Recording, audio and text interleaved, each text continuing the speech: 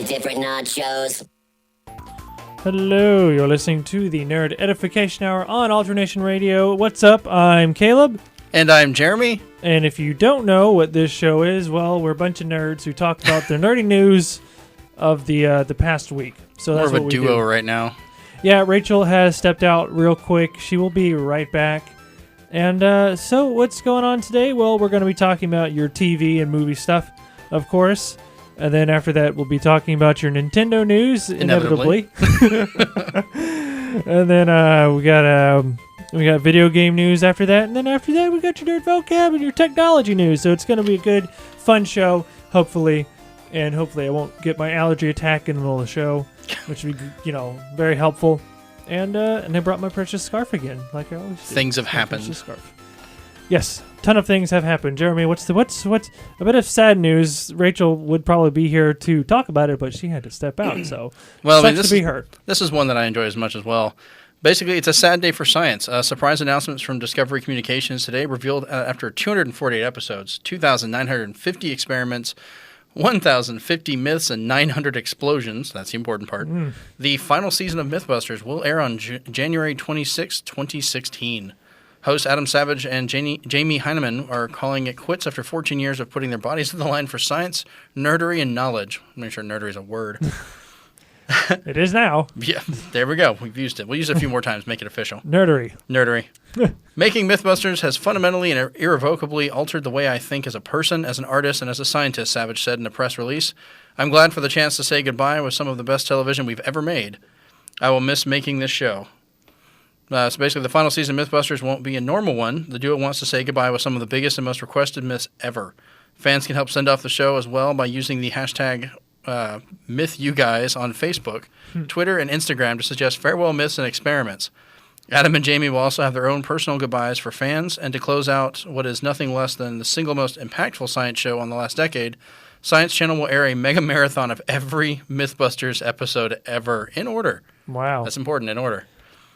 Starting Wednesday, channel? December 23rd. Yeah, the Science Channel. I don't think I get that channnel. It's I do. Sad. We watch it all the time. I thought they stopped making Mythbusters a long time ago. No, they kept going. It'll be December 23rd at midnight when it starts, ending on Sunday, January 3rd at 8 p.m. Fans can watch an uninterrupted stream of every test, every explosion, every single eyebrow, every singed eyebrow. Jet-assisted Chevy will kick off the marathon, and Star Wars Revenge of the Myth will end it. Wow. Star Wars one, I want to say. The myth puns are... I remember the jet-assisted Chevy. It's still hard to say. Yeah. Just goes across the desert. It's a pretty fun show. I loved watching Mythbusters, but then all of a sudden I don't know. I guess because there's not cable in my room, or I just forgot about them. But I haven't seen them in a long time. I mean, they have most of them are available on Netflix. We watch them on there. The Discovery Channel airs them all the time. My kids are obsessed with it, as am I. All right, so what's next? Well, the 20th Century Fox has set a summer 27 release date for Kingsman 2. If you didn't know, Kingsman was a film about some secret agent society. It's actually a comic book movie. It's a comic book movie about secret agents who aren't secret agents? Kinda. Something like that. It's apparently a little hard to explain because... Basically what it was is... way back in the past, like this whole group of rich people, like their families were killed off, all these wars and stuff was going on. So they had all this money but no heirs. So they decided to kind of make their own little secret service type thing. It's, James Bond type stuff. It's in Britain is where it takes place, but they do stuff worldwide. And this is supposed to be it, many, many, many decades later.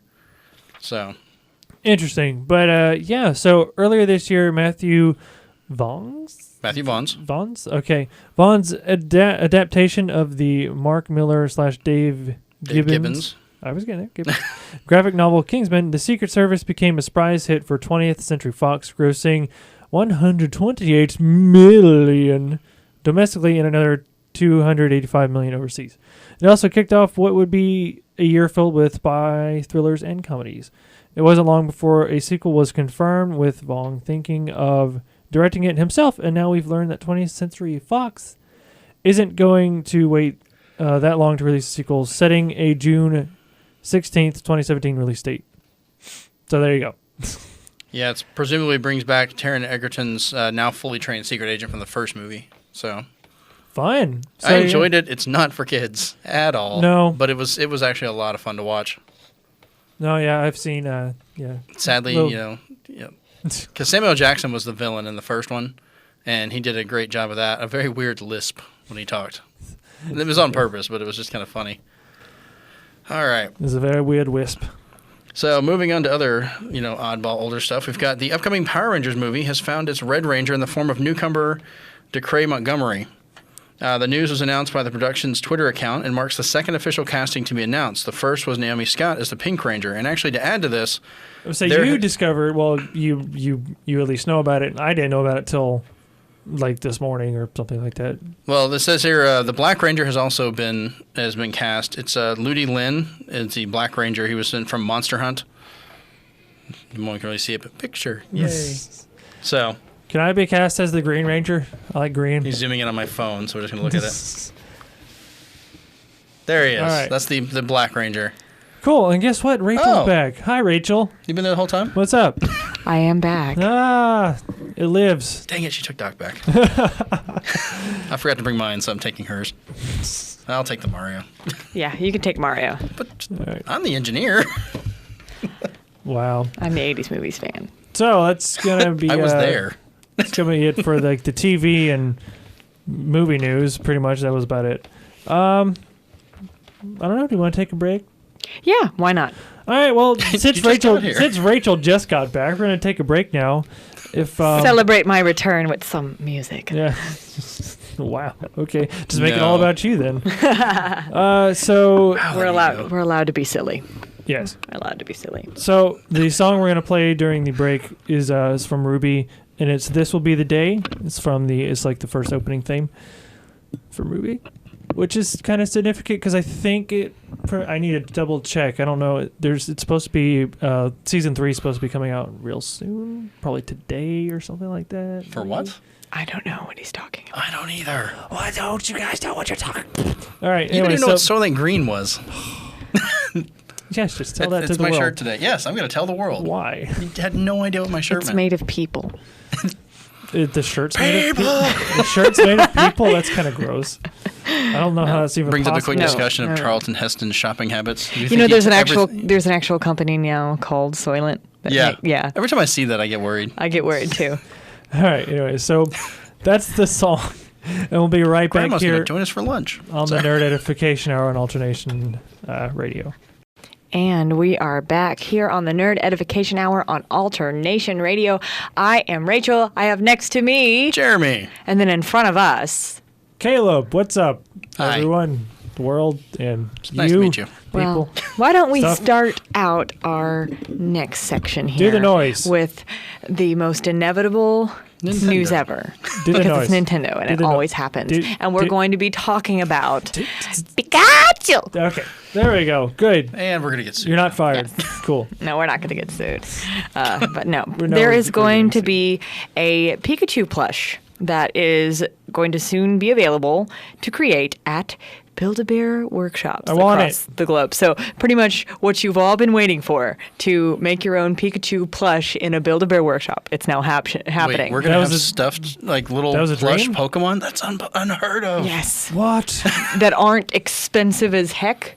Oh, I'm sure it still would be. It's a Build-A-Bear. Yes, but it's a Build-A-Bear, so it means you could put a lot of other stuff on it as opposed to... Which makes it even more expensive. It depends on when you go and whether or not you have a coupon. They have coupon? Build-A-Bear coupons? They have coupons. Yes, they do. Yeah, see, why coupons don't help when you have children. They have... it was announced by the Pokemon Company. Mm-hmm. Fans of the franchise can now stuff their very own pocket monsters in stores. Yay! They will receive an exclusive Pokemon trading card for doing so. Okay, now they have people. In addition, a Pokeball hoodie accessory is available for purchase. If you'd prefer to order online, you won't receive the trading card, but your Pikachu will contain a sound clip. And the Pokeball hoodie will also be available online, as well as a Charizard costume for your new plush. Oh, so cute and terrible. Well, that's also kind of interesting because the Pikachu plush will be wearing the skin of a Charizard. Because he plays Monster Hunter. I bet say it's like finally crossing Monster Hunter and Pokemon. Do it. Do it, Nintendo, Capcom. Do it. It's a fun idea. We've already got Monster Hunter and Smash Brothers. Why not? But moving right along, Caleb, I think you probably know more about this than I do because I've never even heard of this. Yeah, Tell me about Cube World. You've never heard of Cube World? Nope. I'm sure Jeremy has. It's the not Minecraft. I've never heard of Cube World. Sorry. So, all right. So it seems I must live under a rock. No, you don't. I do. So it seems that Cube World is still not dead. For those of you who haven't followed the drama around this, Cube World is a voxel. No, that should have been this week's Nerd Book. Exploration game that released a playable alpha back in 2013. The alpha was pretty good. It was pretty fun. You know, a lot of people played it. I played it because I was a fool. The quality wasn't the problem, though. The issue was the game. It was $20. Yeah. And so folks paid money to experience Coop World in the early state. So they also expected regular updates on the game's progress. That's how services such as early access games and Kickstarter and stuff, you know, that's how they usually do things. You know, anytime somebody puts money down on something, you expect to hear updates about it. Am I right? Like a Kickstarter? That makes sense, I suppose. Yeah. Well, that didn't happen. Can't say I'm surprised. That actually happens a lot with these things, just because they, So this expectation didn't mesh with the development team, Picroma? I'm going to say Picroma. Which considers Cube World more of a perfectionist passion project, which may not move as quickly as fans may want it to. Ew. So updates for Cube World over the last couple of years have been sporadic and sparse, meaning like two updates in total. So something that, you know, Cube World fans have been like, where are the updates? What are we doing? What's going on? And what it was, the creator, he didn't like a lot of the negative feedback or constructive criticism because it was a perfectionist project. Yeah. So he just kind of caved in on himself. He just kind of sealed himself off from the world. And only recently have there been a bunch of tweets and stuff on Twitter talking about like, look, we're adding new stuff. And it's like, oh. And people are like, is that real? Well, we've already forgotten about this. Sorry. Coming from me, who's waited over 10 years for a game and then also waited about the same amount of time and then to have the game canceled completely and canned, I'm looking at you, CCP. I'm looking right at you. So for those I'm still salty about it, but I can understand why people are mad. Yeah, for those of you who know about Cube World and have played it and stuff like that, like me, the game's still in development. So there you go. Hooray. It might be another 5 years before the next update comes out, but you know what? But talking about, you know, failed, well, kind of Kickstarter-ish things, but basically there's this game called Wolf, the Red Hood Diaries. Never heard of it. Yeah. And it was raised about $72,000 on Kickstarter. The creators hoped to kick it off as an episodic Sinister's take on Red Riding Hood, but when the game was released, it bombed, and the developers filed for bankruptcy and then canceled some of the backer rewards. Then out of nowhere, things changed. And it became... Sorry, I was adding ambience. You said... It became something kind of better, as it were. This other game developer called Rebellion, they're behind... Sniper. See, you can't do that or I pronounce things wrong, so just stop. Behind Sniper Elite series and the early Alien vs. Predator games, they decided to buy the rights to the game when the company that made it, Grin, went under. And Grin is still dead, but Wolf, in some forms anyway, isn't, because it was bought out by Rebellion. In addition to being a game developer, Rebellion is also involved in comic books, producing films, and a whole handful of other nerdy stuff. They were quickly attracted to the concept of Wolf. According to the studio, They say, our book imprints have published quite a few dark and twisted retellings of classic tales, and so Wolf's gorgeous twisted take on Red Riding Hood immediately caught our interest when we heard it was up for sale. In the short term, as a gesture of goodwill, Rebellion is looking into fulfilling the backer rewards that were taken away that didn't ship when Grin folded. And the company is still looking into the logistics of everything, but it's committed to making the fans happy and even create some backer rewards themselves if they have to. The company also says, our aim is to deliver all these rewards to the backers by the end of the year. Some items might take longer than others, and some may have to be changed from the original specification depending on the assets inherited. But we'll keep things as close as the original designs as practically possible. Now, it's unclear what'll happen to Wolf as a game, however. Rebellion has gained access to their assets, but it hasn't made any decisions on whether or not they are going to pick up where Grin left off. Whether they're going to do something new or abandon Wolf as a games property. Right. Grin did have plans to bring Wolf to consoles, but Rebellion isn't saying whether or not that won't happen since nothing is really on the cards yet. So that's kind of a... This is weird. Well, no, see, it's one of the... It is. Well, no, How it's so? It's one of those kind of good stories where a game that completely failed got bought out and potentially has new life with another company. Now... Which surprisingly leads to very angry people. All those ones that were so angry about Bayonetta 2. Yeah. It wouldn't have been made. Nintendo bought it. We're going to make it. And people were just literally giving the creators death threats and stuff like that.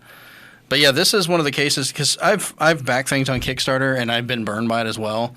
They're under no legal grounds to even deliver the product. You're buying the possibility of it coming out and you're investing in that. So there was another podcast that I listened to that I actually went on Kickstarter and gave them money, which was the Retronauts. Mm-hmm. Really good one to get going. And one of the things I bought, well, they were supposed to put out a DVD set or DVD with it that had all the episodes for that season they did. And they put all the episodes out, but then they just kind of dropped it and never did that and went somewhere else and found funding in other places. And they're still doing that, I think, on Patreon or whatever. So it's always a risk. You don't always know if it's going to work out or not. So. Yeah. But it's good that even though that happened, someone else came in and picked it up because these guys, even though they bought the license to it, have no legal obligation whatsoever to make any of these Kickstarter things happen. So, go them. So, yeah. Just looking at me what? This is interesting, though, this next thing. Yeah, Jeremy, why don't you... This is definitely your thing, because you know more about Kojima. I have no idea. In particular, Metal Gear fashion, where nothing makes sense. The New York published a story reporting that Metal Gear Solid creator Hideo Kojima had parted ways with Konami earlier this month. Tokyo-based game company is denying this report, saying that Hideo Kojima is still an employee and is currently, and I'm quotating in the air here, on vacation. Uh-huh. Mm-hmm. Now... The author of the New York piece, Simon Perkin, tweeted a photo of what he... I almost said below. That's great. We don't have a photo. No photo. But I'm just reading what I say. Oh, God. Of what he maintains is the farewell party. Of course, it could be a get-together before a long vacation or just another entry in the seemingly strange goings-on at Konami. According to Tokyo Sports, a spokesman at Konami's Tokyo headquarters said, currently Kojima and the development team are finished developing Metal Gear Solid 5 and are taking a long time off from work. When asked about the farewell party, Konami replied, "We're not sure what kind of thing this was." Oh, okay. So then, I think he literally more. Stealth quit. Yeah, no. See, there's more. He should have left in a box. There's a little more to it in the sense that they're just like, well, when this game development took such a long time, so it's common for developers to take some time off to recuperate. And I'm just like, you mean to take time off? Forever. Exactly. Oh my goodness! A long time, even forever. With the stuff that came out of how Konami treats their employees and what they've done to Kojima and a lot of this other stuff, and the way they've hurt a lot of us with the loss of Silent Hills. Pachinko machines everywhere. Yeah, guys. Everybody gets a pachinko machine. In case you didn't notice, Konami is now a glorified pachinko company. Yeah. Their new building is in the shape of a pachinko machine. I would not be surprised. And that's how they fire the elevator employees. is They the drop them from the pachinko. top and see where they go. Oh, you didn't get your severance package. Sorry. That's just terrible. Yes, it is. But yeah, so... I woke up one day in a cold sweat like, I'm going to make pachinko machines. Oh, good everywhere. God. Okay, and that's how Konami decided to start their plans for world domination. One pachinko machine at a time. Oh, good God. Okay, well, that's actually it for our gaming news. So, you know what that means? Social plug time. Yes. Yay, Jeremy, before I forget about you, why don't you tell us your social plug? You remember. You can find me on Twitter at ZensPath. I'm usually on there all the time. You can just message me, chat with me whenever. We still have the ZensPath podcast that we're doing over at zenspath.com. It's also on iTunes. And you can find us on Facebook at pretty much just ZensPath. Oh. Kyle's getting fancy. I just noticed. I'm gonna. All right. So People love me. If you want to look at the Nerd Edification Hour, you just look that up on the Facebook. Yep. Nerd Edification The Hour. Nerd Edification Hour. Yeah. Yep. I don't think we have the in it. Do we? I think we might. I don't know. Yes. Check it out. It's up there. Maybe. If you're watching it on the screen, it's up there on the screen. Which Kyle, very nice. Very nice. I like that. And if you want to check us out on Twitter, that's at Nerd Edification. I randomly spam tweets probably at midnight because Caleb just wakes up in the middle of the night and is like, I'm going to post on Twitter. I have the sudden Twitter urge, and then it goes away for like 2 weeks. And of course, you can also find him on YouTube at Strangely Entertaining as well. I upload occasional gameplay stuff when I have time because I don't have a lot of time. And then the show, I upload the show there. You can watch all the fancy stuff if you missed it. So what's this song we got coming up, Caleb? The song is one Kyle suggested from last week, but we didn't get to it. It is by Mating Ritual, and it's I Wear Glasses. Kyle, did I get that right? Or is that... Oh, he's just shrugging. Oh, he just shrugs. We got the powerful shoulder shrug. I'm going to take that as a yes.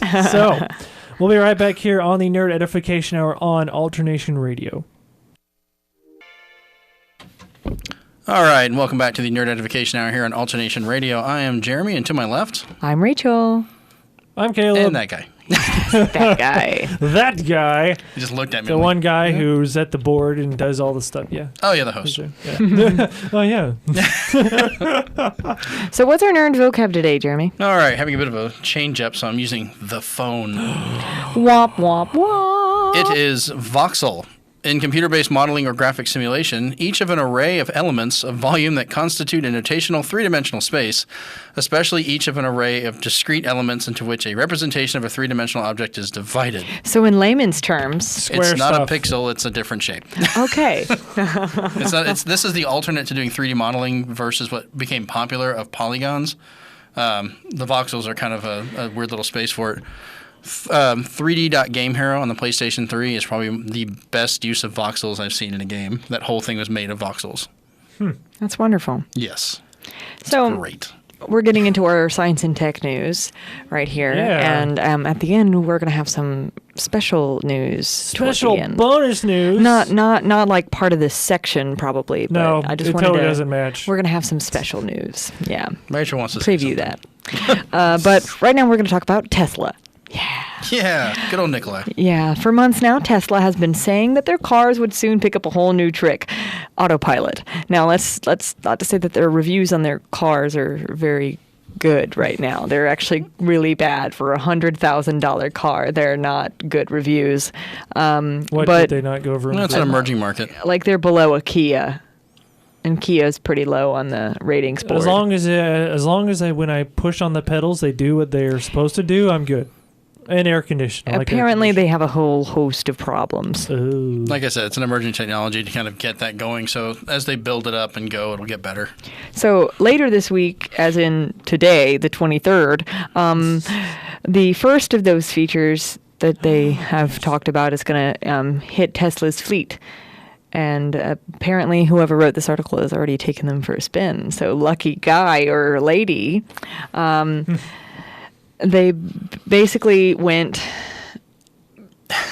hands-on with the pre-release version of the autopilot software, and they let the car steer itself down the highway at 70 miles an hour. That is dangerous. That is dangerous. Really. The one big thing to make clear, the features don't turn the Model S into a full-blown self-driving car.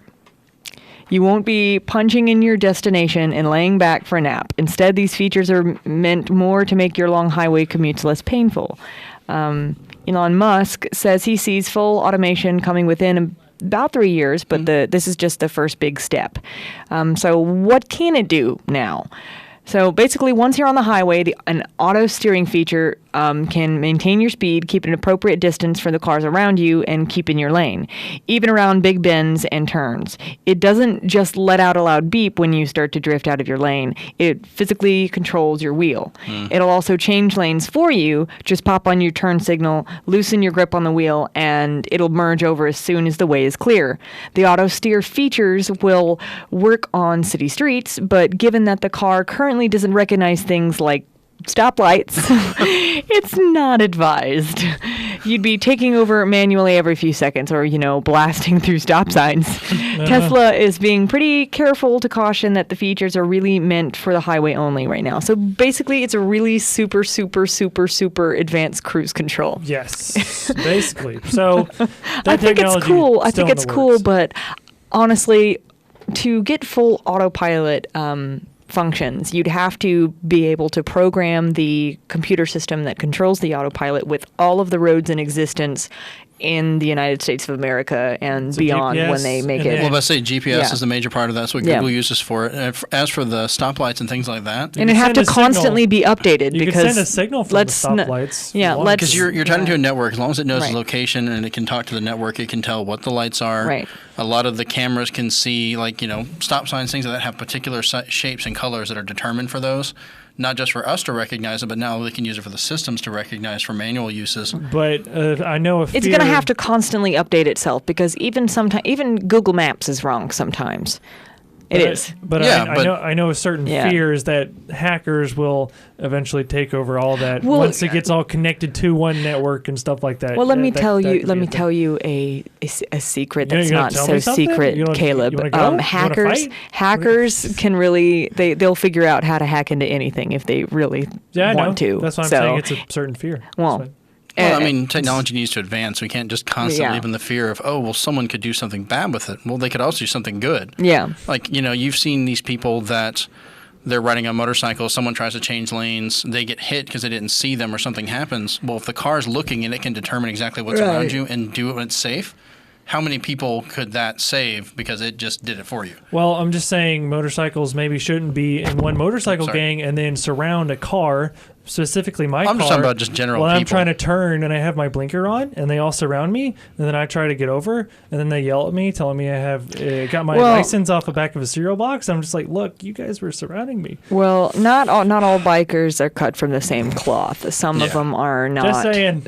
Very nice, we saw most of them are. On our trip back some that aren't. From our cruise a week or two ago, we had a guy that was on a bike that was just jumping around people's cars, not caring. But I've members of my family, we've rode bikes for years, friends of mine and so forth, and we're very cautious about it. So, it's both sides' responsibility. But you're going to get people on both sides that just don't do what they need to do.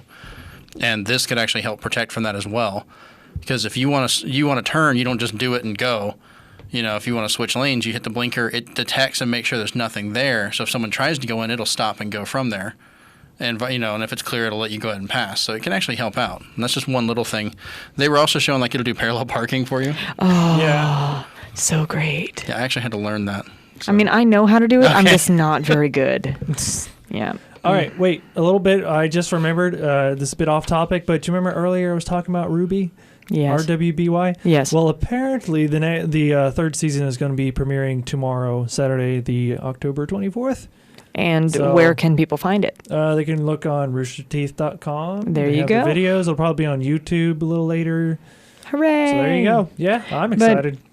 But, Jeremy, tell us about this Applied Science and Technology Group, Battelle.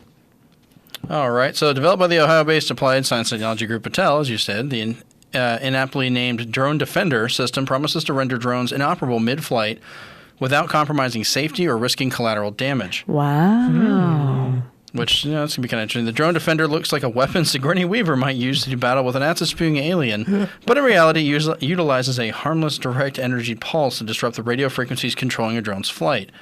Basically makes the drone think that it's gone out of range.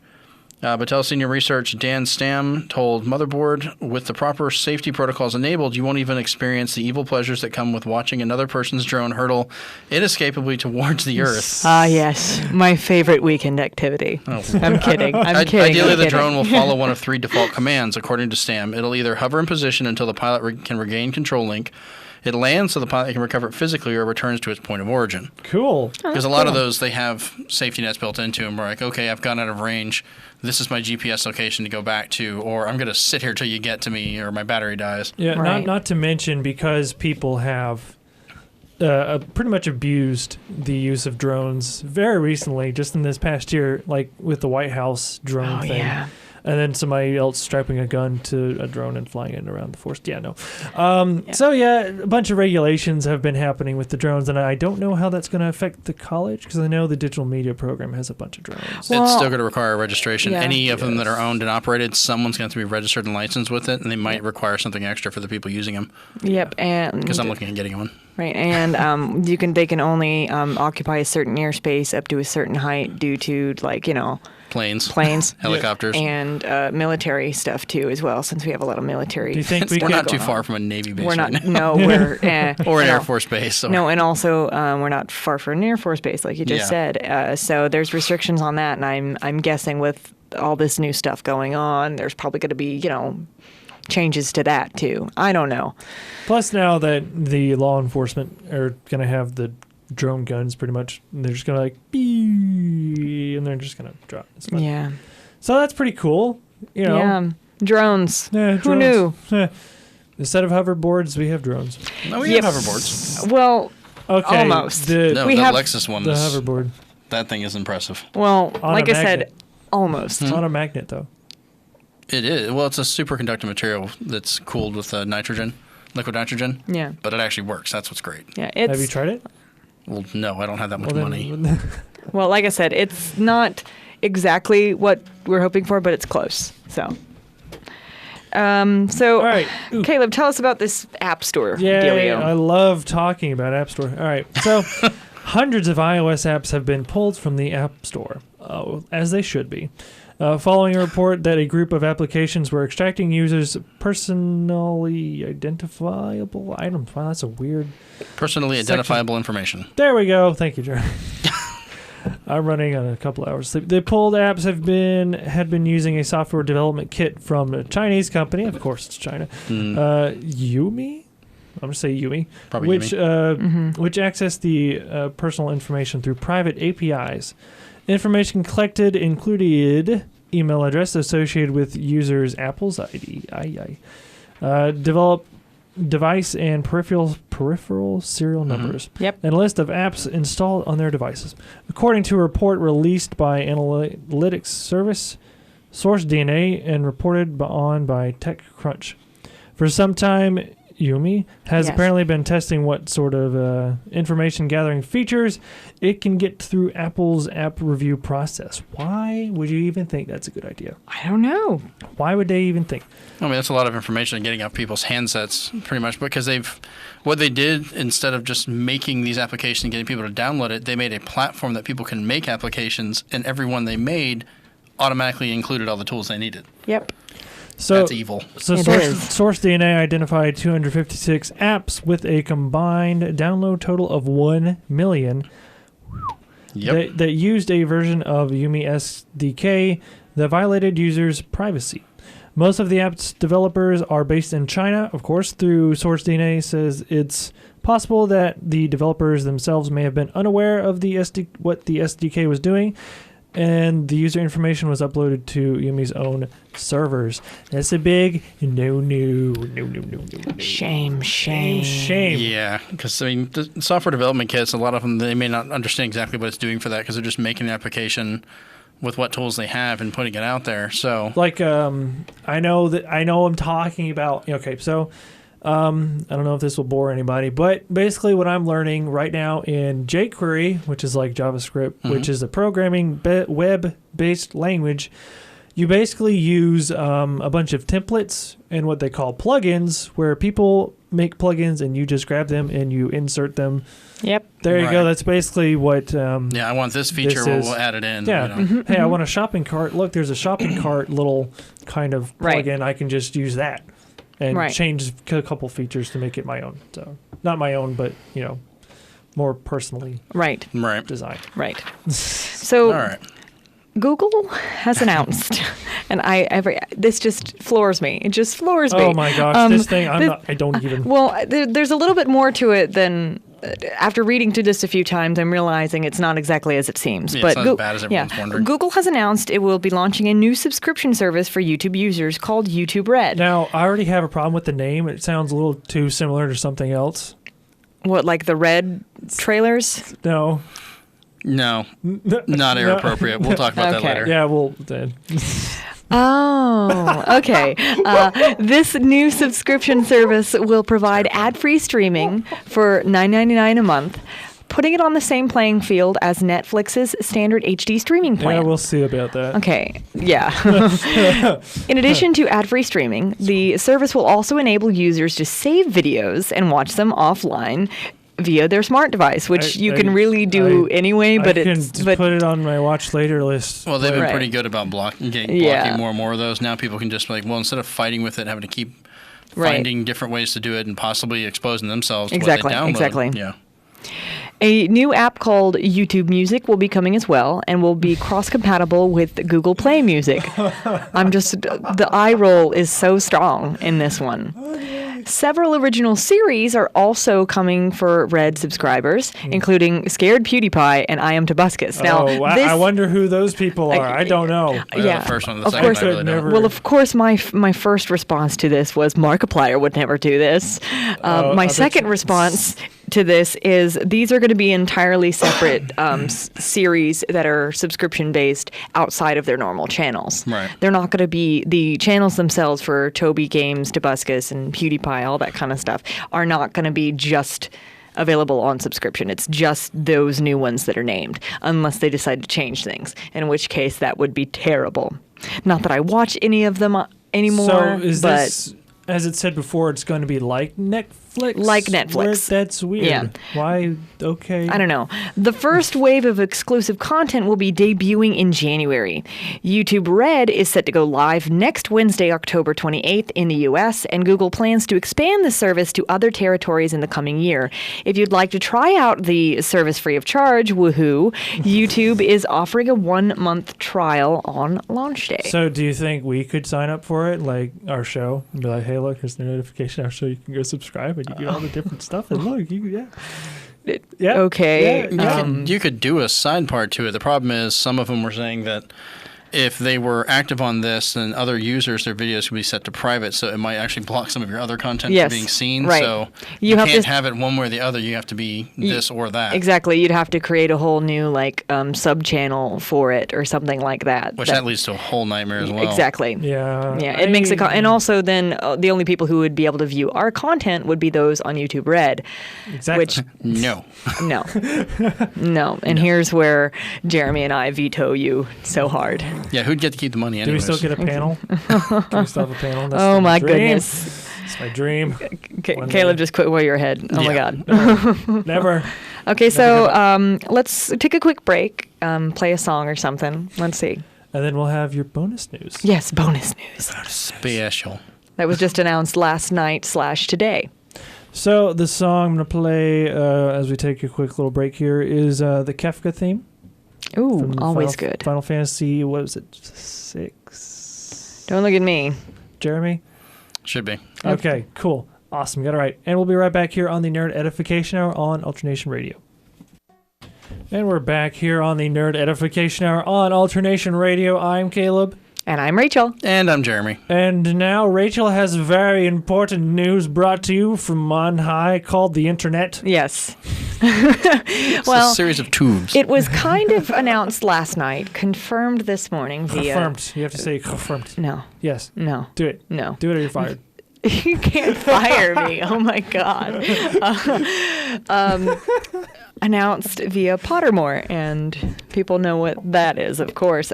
So people they've been talking about, exactly. That's exactly what it is. No, they've been talking about the Harry Potter play called Harry Potter and the Cursed Child, that apparently this thing is so huge that it was turned into 2 parts. But not only that, but J.K. Rowling lied. Someone lied? Oh my goodness. Yeah, she said it wasn't going to be a sequel. Well, guess what? She was wrong. But we heard it on the internet. It must have been true. We were all wrong. Even she herself was wrong. Completely wrong. So the official synopsis of the play, which opens in London next year, was finally shared late last night. Mm-hmm. And here's the synopsis. Okay. It was difficult being Harry Potter, and it isn't much easier now that he is an overworked employee of the Ministry of Magic, a husband and father of 3 school-aged children as well. Spoilers. While Harry grapples with a past that refuses to stay where it belongs, his youngest son Albus must struggle with the weight of a family legacy he never wanted. Past, sit. Sit, past. Exactly. You don't sit. As past and present fuse ominously, both father and son learn the uncomfortable truth. Sometimes darkness comes from unexpected places. The darkness. Okay, so there are a few ways to interpret this news. 1, joy. We're getting another Harry Potter story. Yeah. 2, relief that the Deathly Hallows epilogue, which featured Harry and all of his friends grown up with kids, won't remain a nice but incomplete ending to the story. And 3, complete and utter terror. So what's the bad news? We're not getting a book. Yes. It's a play. And sad news, because it's not a book. As a few of my friends pointed out to me on Facebook, and I said, yes, but it has a script, so you can read the script if you get the script. And also, lately, over across the pond, they have had a habit of filming a lot of their live theater and turning it into DVDs and stuff like that. So you do have a chance to see it in a film capacity. And who's to say that J.K. won't turn it into a book adaptation somewhere along the lines, or turn it into a movie adaptation somewhere along the lines. Script, yeah. So I mean, there's plenty of things that she can do, but she said she did kind of say like a while back, the only reason that she's doing this continuation of the story in some way, shape, or form is because it's in a new light. I thought it was because of the money. Well, and that's another thing that a friend of mine pointed out was Money. she's turned a good series into a money pit. Really? For I herself. thought I had no idea. And no, but I just don't agree. She had some coin. Yeah, I didn't know they were doing the whole money thing, especially when they split the last movie into 2 parts. I would have never guessed that. Okay, that was actually a good move, though. It was a good move. It really was. It was really bad to cram that all together. It would have been, but there was still, regardless, even them putting in 2 parts, they left a lot out. Which I guess them putting this in 2 parts, they're hoping not to leave a lot out. So, well, if it only exists as a play, how are they leaving anything out? I don't know. Because that's literally maybe like saying, well, they put it as a book. Well, they don't leave anything out. Well, it's the book. That's all there is. That's all there is. Now, if they bring it to a book and like leave out a scene for some weird reason, then then you can say that. Yeah, but who knows? How weird would that be? Well, that was easy. I think that'll be here. More on that as it develops. further down in the weeks and stuff. Next week will be our Halloween episode. If you remember ours with last year, I think it was pretty good. Oh yeah, we dressed up a little bit. Yeah. I was forced to wear a Batman mask. That was. Yes, you were forced to wear a Batman mask, and this time I think we'll improve the lighting, because I did receive some feedback on that from some friends that it was too dark in the room and they couldn't see the costumes well. So excuse me. And I'm probably just going to look like this. Well. Anyways, all right. I don't have time to make a costume. Yeah, me neither. I think I'm just going to put on my green hat and wear my scarf. And be like, look, I'm modern day Link with the... Good for you. Oh. All right, so the song we're going to play before the hour rolls over, we've got 2 songs, is Tension Rising from, I can't remember. I think that's from Kingdom Hearts. Yes. Okay, good. See, I did remember at the very last second. And then Gobi's Valley, if you still have time. And till next week, stay fancy. Remember, you're listening to GC 90.7 HD3, The Alternation. Yay! I forget we have to do that now. All right, so see ya. Bye.